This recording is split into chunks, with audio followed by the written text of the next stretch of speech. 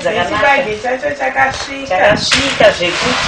all the time, I'm a new classic, upgrade your status from a standby to a free fly. Pop out your past life and I'll renovate your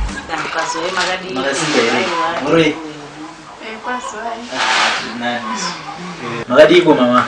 Ayo tripe magadigo. Nani? Na yo jijai. Tilare. Ko ne mama.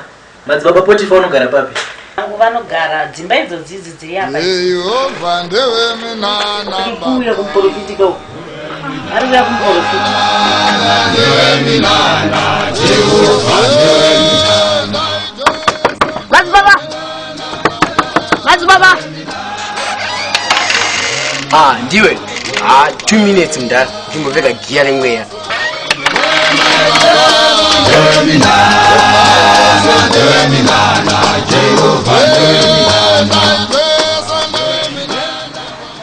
Ishi zvodzinga dzangu idzi miko dzemwe yadziya dzinodiwa ungauya nadzo. Ndanga ndauya nadzo baba. Anditi makati mazai. Ndauya nawo mazai 6 aya. Then nemukaka wachona ndiwo uyu. Asi masamba ndashaya ndazongotenga hangu iri mailo amena kuti inoita iri madzibaba. Mailo ndio inotoudza Gabriel padhuze. Saka mutotaura mose. Tisimbotaura tose. Chinhu chega chaanongotaura neni pafoni anongoisa makopi then kana achida mari painokesha anongoisa painokesha. Munamato anoda kukupa mpana mukuru chaizvo. Zvokuti mangwana chaicho kunoona aisa profile pic yako pa WhatsApp.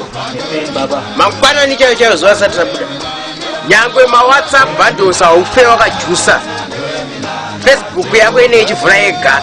Gabriel El Cristo. S L no Kisos. Eli sola chisula casetaras. Asloka. Mpana ngushinja zvangu zvatoita. Baba. Zvakanaka iyi. Zvaita. Aiwa, zvinenge zvaita tichangoita kuti zvichangofamba sei zvamukambonditira. Zvanga zvambi. Nyangwe ida bhengi rose weya kwandiri ndokupa. Aiwa, ndinotora bhengi rose. Then baba nati neimwe nyaya ka.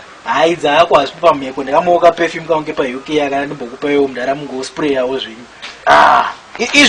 Izvi ndo zvakatonaka manje sitombopota chimbotora chimboenda kumatenga echinomwe chimbotaura na Gabriel. Wagona mupana.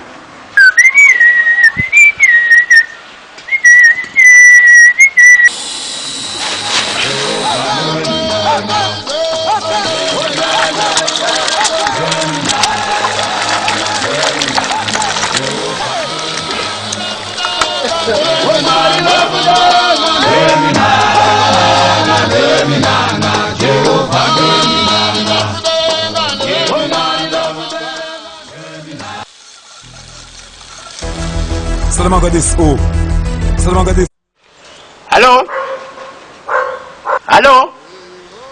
Ni madzibaba Potifa? Ndivo chaivo vari kutaura. Matambudziko renirariya mukatonza bhurera. Ndinokavha. Zvinoita.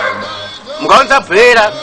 Musazoonza dziya dzekubrazil dziya kana dzeku-South Africa dzema-GMO dzinopuhwa ma-ARVs nemajekiseni.